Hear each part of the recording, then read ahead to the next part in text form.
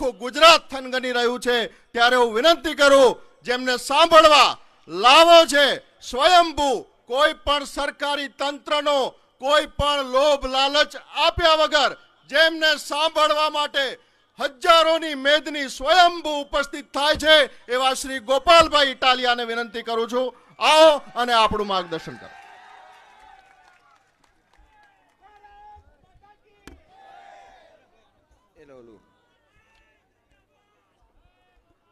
મજામાં બધા છેલ્લે સુધી મજામાં. એટલે ઓલું છૂટું માઇક આપો ને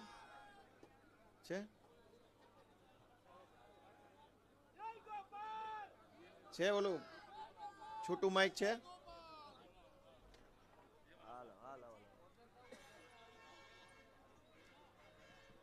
હલો હલો હલો અવાજ આપો. હલો થોડોક અવાજ વધારો ને બાપા. હલો દબાવોમાં અમારો અવાજ દબાવે. બોલો આપણે બધાય એકવાર જોરદાર જય ઘોષ કરીએ. ભારત માતા કી જય જવાન. આજે આમ આદમી પાર્ટી દ્વારા આયોજિત આ સંમેલનમાં દૂર દૂરથી અલગ અલગ જિલ્લાઓમાંથી તાલુકાઓમાંથી ગામડામાંથી ખૂબ ઉત્સાહ સાથે પધારેલા આપ સૌ આગેવાનો ગામજનો યુવા દોસ્તો વડીલો માતાઓ બહેનો આમ આદમી પાર્ટીના સૌ કાર્યકર્તા શ્રીઓ મંચ ઉપર બેઠેલા અમારા સૌ આગેવાન શ્રીઓ આપ તમામનું હું હૃદયપૂર્વક ખૂબ ખૂબ સ્વાગત કરું છું અને બધાનો આભાર વ્યક્ત કરું છું.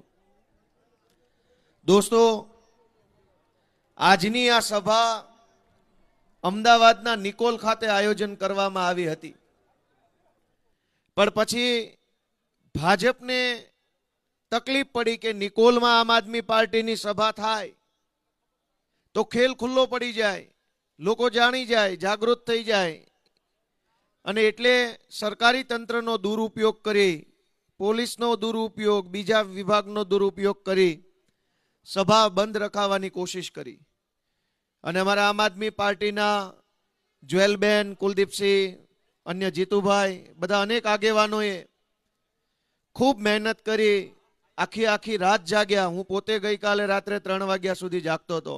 બધાએ જાગીને મહેનત કરી અને પાછી આ સભાને અહીંયા સફળ બનાવવાની કોશિશ કરી દોસ્તો. અને આ કોશિશમાં સૌથી મોટો આભાર માનવો હોય તો આ જમીન જેમણે આપણને આપી એવા હરજી બાપાને એમનો ખૂબ ખૂબ હું તો આભાર વ્યક્ત કરું છું કે મક્કમ મનના થઈને એણે કીધું કે સભા મારી જમીનમાં ભલે થાય. દોસ્તો આમ આદમી પાર્ટી દ્વારા જ્યાં સભા રાખવામાં આવે ઈ જગ્યાના માલિકને તરત જ પોલીસ સ્ટેશનમાંથી કે મામલતદાર ઓફિસમાંથી કે ભાજપની ઓફિસમાંથી ફોન કરવામાં આવે કે ભાઈ તમે કેમ જગ્યા આપી. દોસ્તો આમ આદમી પાર્ટીની સભા કદાચ થઈ જાય, 4 આગેવાન પોતાની વાત રજૂ કરી જાય તો એમાં ગુજરાતમાં તકલીફ શું પડી જાય છે. આ થઈ સભા, હું બોલીશ, કેજરીવાલ સાહેબ કહેશે, ઈશુદાનભાઈ 4 વાતો આપણને રજૂ કરશે, એમાં તકલીફ શું પડે છે, શા માટે ના પાડવી પડે છે. દારૂ વેચનારાને તો કોઈ ફોન કરીને પૂછતો નથી કોની જગ્યામાં દારૂ વેચે છો. અવાજ વધારો ને ભાઈ, કેમ આમ કરો છો, એની ઉપર વધારો. દારૂ વેચનારાને તો કોઈ પૂછતું નથી ભાઈ કે કઈ જગ્યામાં બેસીને દારૂ વેચે છો ને કોને પૂછીને વેચે છો. બેફામ દારૂ વેચાય છે, ડ્રગ્સ વેચાય છે, જમીન માફિયાઓ ગમે એની જમીન ઉપર કબજા કરી લે છે અને તોડ કરી જાય છે તો કોઈ પૂછવા વાળું ગુજરાતમાં નથી. આમ આદમી પાર્ટીની સભા કરવી હોય તો પૂછે છે કે આને જમીન શું કામ આપી, જગ્યા શું કામ આપી. મિત્રો તમે વિચારો કે આટલી તાનાશાહી શા માટે કરવામાં આવે છે. 30 વર્ષ થઈ ગયા ગુજરાતમાં ભાજપની સરકાર છે અને આ 30 વર્ષની અંદર ખરેખર જનતા માટે કંઈ સારું કામ કર્યું હોત, લોકોના જીવનની અંદર સુવિધા અને સરળતા વધે એવું કામ કર્યું હોત તો અમારી સભા બંધ કરાવવાની કોશિશ ન કરવી પડે, પબ્લિક આવે જ નહીં ને એમનામ અમારી સભા બંધ રહેત, લોકો જ ના આવે. લોકો કેમ આવે છે? એ વાતની ચિંતા ગાંધીનગરમાં બેઠેલા ભાજપના લોકોએ કરવી જોઈએ કે જનતા આવે છે શું કામ? અમે તો કોઈ સરકારી બસોય મૂકી નથી કે તલાટીઓને કઈ હુકમય કર્યા નથી ગામ દીઠ 100 લોકોને ભરીને લઈ આવજો. છતાંય જો જનતા આવે છે તો એનું એકમાત્ર કારણ છે કે જનતા દુઃખી છે, જનતા પીડાય છે, જનતાને ઘણી તકલીફ પડી રહી છે. માટે એક આશા અને વિશ્વાસ સાથે આમ આદમી પાર્ટીની સભામાં આવે છે. જનતા જ નહીં આવે તો અમારી સભા કેવી રીતે થશે? તો સભા બંધ કરાવવાની કોશિશ કરવાના બદલે જનતાના જીવનમાંથી તકલીફ ઓછી થાય એવી કોશિશ જો ગાંધીનગર વાળા કરે તો માત્ર સભા નહીં, આખી આમ આદમી પાર્ટી બંધ થઈ જાય એમ છે. જનતાને કોઈ દુઃખ જ નહીં હોય તો આ પાર્ટીની શું જરૂર છે? ગામડાના ખેડૂતને કોઈ તકલીફ ન હોય, પશુપાલકોનું જીવન સરસ ચાલતું હોય, વેપારી ખુશખુશાલ થઈને વેપાર કરતા હોય, મજૂર માણસને સન્માનપૂર્વક જીવવાનો અધિકાર મળી રહેતો હોય, તો પછી અમારી આ પાર્ટીની ગુજરાતમાં જરૂર જ ન પડે. સભા ક્યાં, પાર્ટી જ નહીં હોય. દોસ્તો, આપણે બધાએ વિચારવું પડશે કે શા માટે આવી તાનાશાહી ગુજરાતમાં થઈ રહી છે. અંગ્રેજો જ્યારે આ દેશમાંથી ગયા, 200 વર્ષ સુધી લડાઈ આલી, ગાંધીજી, સરદાર પટેલ, જવાહરલાલ નહેરુ એવા કેટલાય મહાપુરુષોએ અંગ્રેજો સામે બાંધવામાં આખી જિંદગી ખર્ચી નાખી. અને એક સમય એવો આવ્યો કે અંગ્રેજોએ આ દેશમાંથી જવું પડ્યું. જાતા જાતા અંગ્રેજો એવું કહેતા ગયા હતા કે તમે જીદ કરી, આટલું બધું લાંબી લડાઈ લડ્યા અને આ સમયનું એવું ચક્ર છે કે હવે તમારા કારણે અમારે જવું પડે છે, પણ તમારા દેશમાં લોકશાહી આવશે ને તો અમારી જેવી સરકાર નહીં આવે, ગુંડા, લુખ્ખા અને લફંગાઓ નેતા બનીને ફરશે. આ તમે ખોટું કરી રહ્યા છો. આવું અંગ્રેજોએ કીધું. ગાંધીજી, સરદાર પટેલે બધા એવું કીધું કે ભાઈ અમે બેઠા છીએ, ક્યાંથી ગુંડા લુખા આવવાના છે? શું વાત કરો, જાઓ નીકળો, હાલો, અમારા બાપનો દેશ છે. અંગ્રેજોના શબ્દો દોસ્તો હાચા ન પડે ને એ જોવાની જવાબદારી દેશમાં જન્મતી દરેક નવી પેઢીની છે. દરેક પેઢીની જવાબદારી છે કે અંગ્રેજોના શબ્દો હાચા ન પડવા જોઈએ. એ આજથી 75 વર્ષ પહેલા કહીને ગયા કે અમે આઝાદ કરીને જાશું તો ગુંડાઓના, લફંગાઓના હાથમાં સરકાર આવી જશે, પછી તમે શું કરશો? ક્યાંક ને ક્યાંક અંગ્રેજોના શબ્દો હાચા પડતા હોય એવું લાગે છે કે નથી લાગતું? કયો છે, લાગે છે કે નથી લાગતું? દોસ્તો, અંગ્રેજોના શબ્દો હાચા પડે ભારત દેશમાં પોહાય કે ન પોહાય? એ વાત આપણને મંજૂર છે કે નહીં? દોસ્તો, આમ આદમી પાર્ટી માટે નહીં, ગોપાલ ઇટાલિયા માટે નહીં, અરવિંદ કેજરીવાલ માટે નહીં, તમારા પોતાના માટે અને ભારત દેશ માટે થઈને આપણે જાગવું જરૂરી છે કે અંગ્રેજો 75 વર્ષ પછી એમ ન કહી જાય, કહેતા હતા ને જો હાથ થવાની હતી. આજ કેવા કેવા માણસોના હાથમાં સરકાર આવી ગઈ, જેને સામાન્ય માણસના જીવનની અંદર કેટલી સમસ્યા છે એની કોઈ ચિંતા સરકારમાં બેઠેલા માણસને નથી. વિસાવદર વિધાનસભાના ખેડૂતોએ મને ધારાસભ્ય બનાવ્યો. હું ગાંધીનગર ગયો, વિધાનસભાના સત્રમાં બેઠો. અનેક નેતાઓને, અધિકારીઓને જોયા પછી ખબર પડી કે ગુજરાતમાં સરકાર જેવું કાંઈ છે નહીં, બધું સર્કસ જ હાલે છે. ચારો તરફ સર્કસ છે. કોઈ નેતાનું કશું જ કાંઈ ઉપજતું નથી. વડોદરાના ભાજપના 5 ધારાસભ્યોએ મુખ્યમંત્રી સાહેબને પત્ર લખ્યો કે અમારું મામલતદાર એ માનતો નથી. 5 ધારાસભ્યો ભાજપના એ પત્ર લખ્યો કે અમારું કોઈ કાંઈ માનતું નથી, અમારું કાંઈ ઉપજતું નથી. આવો લેટર મુખ્યમંત્રીને લખ્યો.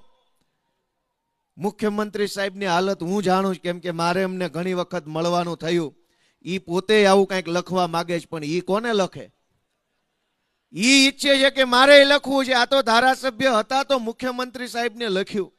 મુખ્યમંત્રી કોને જઈને કહે છે કે અમારું કાંઈ ઉપજતું નથી, બધું અધિકારીશાહી છે.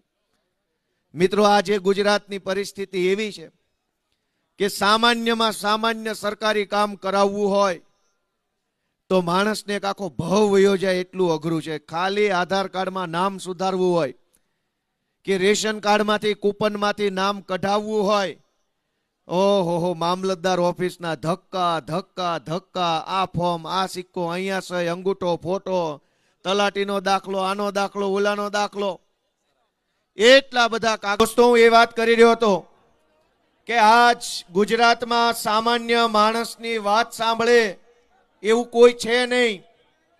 ગામડાથી લઈ અને ગાંધીનગર સુધી અનેક પ્રકારની સમસ્યાઓની સામે માણસ લડાઈ લડી રહ્યો છે. પણ આપણી વાત કોણ સાંભળે? આપણી પીડાને હોકારો કોણ આપે? તો જવાબ આવે છે કે કોઈ સાંભળવા વાળું નથી. મિત્રો, સામાન્યમાં સામાન્ય બાબત માટે સરકારી કચેરીઓના ધક્કા ખાઈ ખાઈને નાનો માણસ થાકી ગયો છે. પણ નાના માણસની વેદના કોઈ સાંભળતું નથી.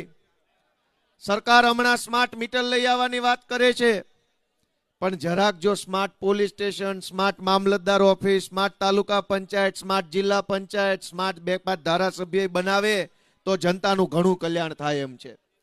પણ એવું કામ નહીં કરે કે જેનાથી જનતાને ફાયદો થાય, જનતાને વધુ ને વધુ તકલીફ પડે. એવા પ્રકારનું કામ આજે ગુજરાતમાં થઈ રહ્યું છે. ત્યારે સામાન્ય માણસને આજ આમ આદમી પાર્ટીની જરૂર છે. આ આમ આદમી પાર્ટી કોનાથી બનેલી છે? તો કે ગુજરાતના સામાન્ય પરિવારમાં, નાના ઘરમાં, ગરીબ પરિવારમાં જન્મેલા સામાન્ય લોકોથી બનેલી આમ આદમી પાર્ટી છે. કોઈ મોટા મોટા કદાવર નેતાના પરિવારના સંતાનો આમાં નથી.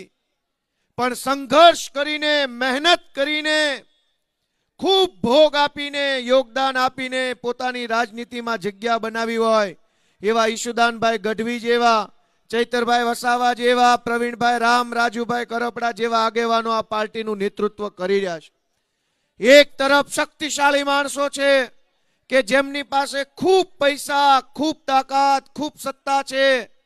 એક બાજુ અમારી જેવા તમારા સંતાનો છે કે જેની પાસે પૈસા નથી, મોટું ટોળું નથી, પણ એની અંદર હિંમત છે અને ઈમાનદારીથી લડવા માટેની દાનત છે. એવા નેતાઓ આ મંચ ઉપર બેઠા છે. મિત્રો, આપણે સૌએ નક્કી કરવાનું છે કે આ ગુજરાતની અંદર આવનારા દિવસોમાં રાજનીતિમાં કેવો બદલાવ આવશે. આપણે જોઈએ તો આપણને ખ્યાલ આવે કે ચારો તરફ તાનાશાહી. ફેસબુકમાં એક પોસ્ટ લખો તો તમને પકડી જાય, તમે સભા કરો તો પકડી જાય. આની પહેલા સુરેન્દ્રનગરની અંદર જ્યારે સભા હતી અરવિંદ કેજરીવાલ સાહેબની, ત્યારે અમરેલીના એક ગામમાંથી કેટલાક લોકો એ સભામાં આવ્યા હતા અને સભામાંથી પાછા ઘરે ગયા તો ગામના સરપંચે એને ધમકી મારી કે તું કેજરીવાલની સભામાં કેમ ગયો તો તારું મકાન તોડાવી નાખું, ને આ તોડાવી નાખું, ને તે તોડાવી નાખું. દોસ્તો, આ કઈ હદની વાત છે કે કોઈ પણ રાજકીય પક્ષ હોય એની સભામાં જનતા જાય, વાત સાંભળે, વિચારે, નક્કી કરે કે કઈ પાર્ટી છે જનતા માટે સારું કામ કરવાની છે. પણ સભામાં જાઓ એટલે મારે એ વસ્તુ ગુજરાત જેવા રાજ્યમાં પોસાય નહીં. દોસ્તો, અહીંયા તો ગાંધી અને સરદાર જેવા લડનારા લોકો આ ધરતી પરથી પેદા થયા છે અને એવી ધરતી ઉપર માત્ર સભામાં જવાથી ગામના સરપંચ ધમકી મારે એ વ્યાજબી વાત નથી. દોસ્તો, આપણે બધાએ વિચારવાનું છે કે 30 વર્ષ થઈ ગયા ભાજપના બટન દબાવતા 30 વર્ષ પછી આજ આપણા બાળકો માટે શું વ્યવસ્થા છે? શાળાની હાલત જુઓ, દવાખાનાની હાલત જુઓ, રોડ રસ્તાની હાલત જુઓ. સરકાર ધારે તો બધુંય કરી શકે એમ છે. વડાપ્રધાન આવવાના હોય, મુખ્યમંત્રી આવવાના હોય, મંત્રીઓ આવવાના હોય, આખું સરકારી તંત્ર રાતોરાત કામે લાગી જાય. ચાલુ વરસાદે રોડ બની જાય, આખી રાતમાં રોડ બની જાય ને સવાર થાય તો અમેરિકા જેવો માહોલ બનાવીને આપી દે છે. તો સામાન્ય જનતા માટે આટલી ઝડપથી કામ કેમ ન થાય? સરકારના માણસો આવવાના હોય તો બધી જ વ્યવસ્થા થઈ જાય. સામાન્ય જનતા માટે આ કોઈ વ્યવસ્થા કરવામાં આવતી નથી અને એટલે આપણે બધાએ જાગવાની જરૂર છે. આપણા આત્માને જગાડવાની જરૂર છે. ગુજરાતને બરબાદીથી બચાવી લેવા માટે થઈ આપણે બધાએ મતદાનમાં જાગૃતિ લાવવી પડશે. વિસાવદરના અમારા ખેડૂતોએ ગુજરાતભરનો આત્મા જગાડવાનું કામ કર્યું છે. વિસાવદરની ચૂંટણીમાં ગુજરાતના મુખ્યમંત્રી, ભાજપના પ્રદેશ પ્રમુખ, ગૃહમંત્રી, કૃષિ મંત્રી, પાણી પુરવઠા મંત્રી, વન મંત્રી, બીજા 1 ડઝન જેટલા ધારાસભ્યો, સાંસદ સભ્યો, બુટલેગરો, માફિયાઓ, ગુંડાઓ, પોલીસ તંત્ર, સહકારી તંત્ર, સરકારી તંત્ર, વહીવટી તંત્ર, બધા જ લોકો આખા વિસાવદરની અંદર ચૂંટણી પ્રચારમાં કામે લાગ્યા હતા. પણ એક સામાન્ય માણસે મનથી સંકલ્પ કર્યો કે આ બધાને એની ઠેકાણે પાડી દઈશ, આ બધાને એમની હેસિયત દેખાડી દઈશ. અને જુઓ કે સામાન્ય માણસની તાકાત કેવડી હોય છે કે સામાન્ય માણસ એણે ઝાડુનું બટન દબાવ્યું અને ગોપાલ ઇટાલિયાને આખી સરકારની સામે ધારાસભ્ય બનાવવાનું કામ કર્યું. દોસ્તો, આજ આખા ગુજરાતની અંદર વિસાવદર વિધાનસભાની ચૂંટણીની જીતની ચર્ચાઓ હજુય થઈ રહી છે. 4-6 મહિના થવા આવ્યા. 4-6 મહિના પછી પણ હજુ ચર્ચા એ વાતની થઈ રહી છે. શું કામ? ગોપાલભાઈ ધારાસભ્ય બની ગયા એ વાતની ચર્ચા નથી, પણ ઇતિહાસ સાક્ષી છે કે જ્યારે કદાવર માણસોની વચ્ચે લડાઈ થાય અને એમાં સામાન્ય માણસ કદાવર માણસોની સામે જીતી જાય તો સદીઓ સુધી દેશ એને યાદ રાખતો હોય છે. એનો દાખલો રામાયણમાં છે. રાવણ શક્તિશાળી માણસ હતો, એની પાસે સેના, મહેલો, પૈસા બધું જ હતું, અને ભગવાનની પાસે માત્ર સામાન્ય વાનર સેના હતી. એની પાસે શસ્ત્રો નહીં, કઈ દારૂગોળા નહીં, રથ નહીં, કાંઈ નહીં. સામાન્ય માણસોથી સામાન્ય વાનર સેના લઈ અને કદાવર રાવણની સામે ભગવાનનું યુદ્ધ થયું અને સામાન્ય વાનર સેના જીતીને એ વાતની ઉજવણી સદીઓ પછી આજે આ ભારત દેશમાં થઈ રહી છે.